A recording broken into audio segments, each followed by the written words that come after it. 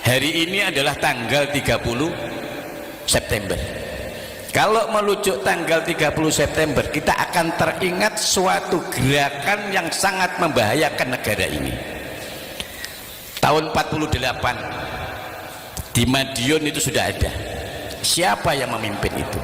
Habib Musa Al-Munawwar dari Yaman. 65 mau menghancurkan negara ini. Siapa itu? Namanya DNAIDID. D-nya itu Dipa, N-nya itu Nusantara, Ahmad Al-Aidid. Dari mana itu? Itu juga dari Yaman. Negara ini taruhannya. Maka saya pesan kepada Anda sekalian, jangan Anda menjadi orang yang penggemar atau pecinta yang salah mencintai.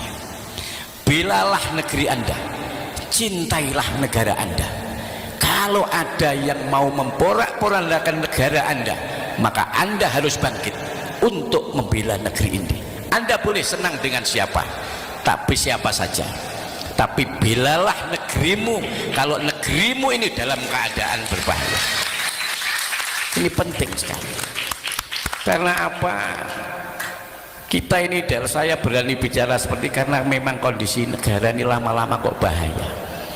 Dalam situasi seperti ini, satu-satunya ahlu sunnah wal jamaah yang betul-betul melindungi, menjaga kelangsungan negara ini hanya satu, NU. Kalau NU ini bisa diporak-porandakan, maka negara ini akan mudah diporak-porandakan. Maka NU yang dirongrong. NU tidak berambisi. Sejak dulu NU memerdekakan negara ini, setelah itu yang berpolitik kok. Tapi yang penting-penting negara ini jangan dihancurkan. Itu yang paling penting. NU. Assalamualaikum warahmatullahi wabarakatuh. Sahabat Konsep Kehidupan Channel dimana saja berada, berjumpa lagi. Mudah-mudahan sehat walafiat tentunya, dan selalu dalam lindungan Allah Subhanahu wa Ta'ala. Amin ya Rabbal Alamin. Sahabat dan saudara-saudara Konsep Kehidupan Channel, pada kesempatan ini kita masih membicarakan tentang polemik nasab, tetapi bahayanya daripada nasab itu. Jadi semakin kemari, semakin merucut, semakin terbongkar kebohongan-kebohongan para Ba'alawi, kemunafikan para Ba'alawi, semakin diperlihatkan sebagai manusia yang telah menipu, membohongi umat Indonesia. Mereka telah benar-benar melakukan tindakan yang biadab, ya, sebetulnya. Ya. Cuman memang caranya yang dia pergunakan adalah dengan menggunakan cara yang baik, cara yang lembut, ya. Bahkan cara yang sampai menimbulkan rasa cinta kepada mereka. Dengan doktrin-doktrin dan halusinasi dan hurapat-hurapat yang sangat membahayakan. Tetapi itu adalah hanya merupakan suatu tipu-tipu saja. Ya. Untuk itu, marilah kita sadar, kita menyadari dengan akal yang cerdas, dengan hati yang dingin.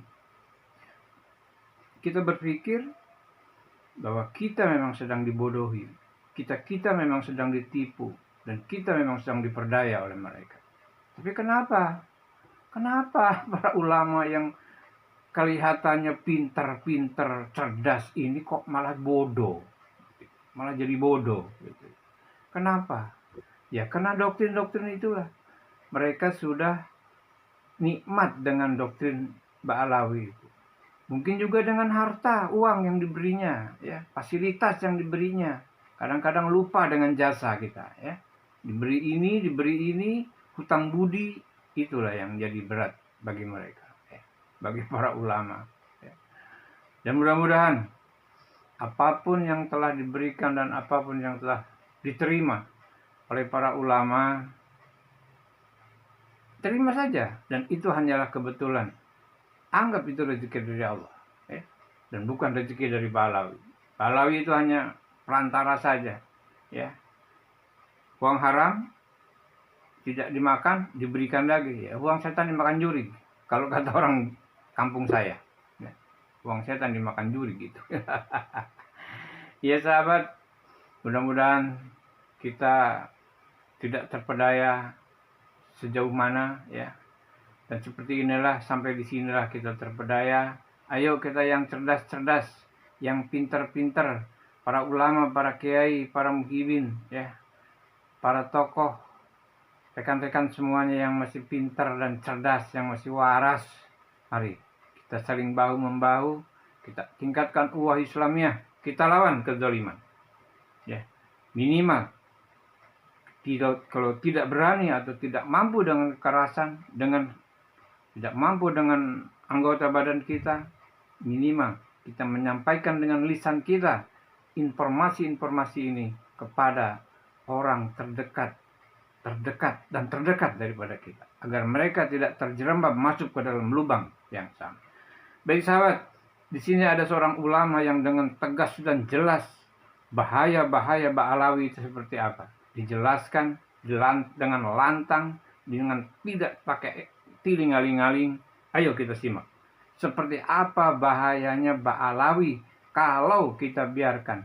Bagaimana negara ini ke depan kalau kita biarkan. Ayo kita simak videonya. Selamat menyimak. Semoga bermanfaat. Cinta kepada Ahlul Bait. Siapa itu Ahlul Bait? Ini sampean perhatikan. Ya Rasulullah, wa man Ahlul Baiti? Siapa Ahli Bait itu? Faqala, maka Rasulullah menjawab, Ahli Bait itu adalah Aliyun wa Fatimatu wa ibnahuma. Yang disebut Ahli Bait itu adalah Ali, Sayyidina Ali, lalu Fatimah, kemudian wabnahuma, dan kedua anaknya Sayyidina Hasan dan Husain. Selain itu bukan Ahlul Bait. Lalu kalau itu Sayyid Ali bin Zainal Abidin, Sayyid Ja'far Shadiq, Sayyid Ahmad bin Isa, itu siapa? Itu adalah dzurriyyah Nabi, keturunan Nabi, bukan Ahlul Bait.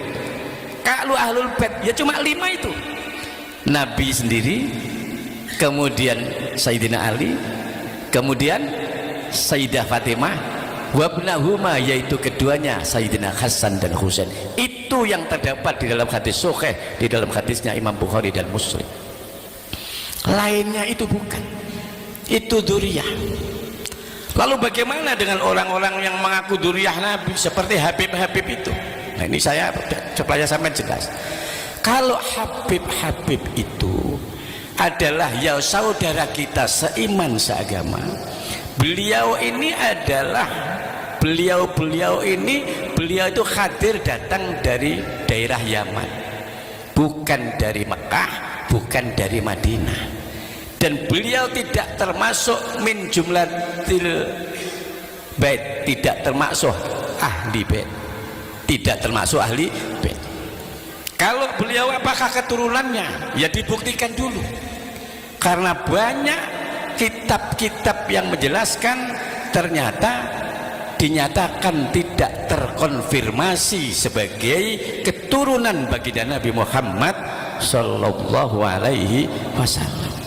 Lawang Mekah bukan kok, Madinah juga bukan, Arab juga bukan. Jadi kalau mereka ini tidak jauh berbeda dengan kita semua ini, maka daripada itu banyak hal-hal yang menjadi polemik akhir-akhir. Polemik itu harus diselesaikan, bukan diselesaikan dengan cara caci maki, dengan cara ya katakanlah tidak jujur. Ya diceritakan dengan baik. Banyak cara untuk menyelesaikan itu. Maka polemik yang ada, yang sampean dengarkan ini adalah merupakan hal yang bagaimanapun juga harus diselesaikan. Allahumma sholli ala Muhammad. Karena kalau Anda tahu hari ini adalah tanggal 30 September. Kalau merujuk tanggal 30 September, kita akan teringat suatu gerakan yang sangat membahayakan negara ini. Tahun 48 di Madiun itu sudah ada. Siapa yang memimpin itu? Habib Musa Al-Munawwar dari Yaman. 65 mau menghancurkan negara ini. Siapa itu? Namanya DNID. D-nya itu Dipa, N-nya itu Nusantara, Ahmad Al-Aidid. Dari mana itu? Itu juga dari Yaman. Negara ini taruhannya. Maka saya pesan kepada Anda sekalian, jangan Anda menjadi orang yang penggemar atau pecinta yang salah mencintai. Belalah negeri Anda, cintailah negara Anda. Kalau ada yang mau memporak-porandakan negara Anda, maka Anda harus bangkit untuk membela negeri ini. Anda boleh senang dengan siapa, tapi siapa saja, tapi belalah negerimu kalau negerimu ini dalam keadaan berbahaya. Ini penting sekali. Karena apa? Kita ini, dari saya berani bicara seperti karena memang kondisi negara ini lama-lama kok bahaya. Dalam situasi seperti ini, satu-satunya ahlu sunnah wal jamaah yang betul-betul melindungi, menjaga kelangsungan negara ini hanya satu, NU. Kalau NU ini bisa diporak-porandakan, maka negara ini akan mudah diporak-porandakan. Maka NU yang dirongrong. NU tidak berambisi. Sejak dulu NU memerdekakan negara ini, setelah itu yang berpolitik kok. Tapi yang penting negara ini jangan dihancurkan. Itu yang paling penting. NU. Saya prihatin keberadaan ini. Dari bawah akar rumput NU ini prihatin, tapi yang di atas ini santai-santai, bahkan mereka berangkul-rangkulan. Dulu zaman 65 begitu. 65 itu saya sudah umur 1 tahun. 68 itu sudah bisa saya menilai. Walaupun saya saat itu katakanlah bayi umur 6 tahun lah, tapi saya sudah mengerti bagaimana bahaya latennya komunis pada saat itu. Tapi kalau melihat itu, siapa orang-orang komunis di atas? Siapa? Dari mana mereka? Satu-satunya negara yang ada di Timur Tengah yang berhaluan komunis itu hanya Yaman. Indonesia jangan sampai kemasukan itu. Allahumma sholli ala Muhammad. Maka saya berharap kaum Nahdiyin, orang-orang ahlu sunnah wal jamaah, tetaplah waspada. Janganlah kalian begitu mudah direkrut. Cara merekrutnya dengan gemarak mereka merekrut dengan mentradisikan konser-konser sholawat, dibungkus dengan itu. Sebenarnya mereka itu berkemauan untuk bagaimana bisa masuk menguasai negara ini. Allahumma sholli ala Muhammad.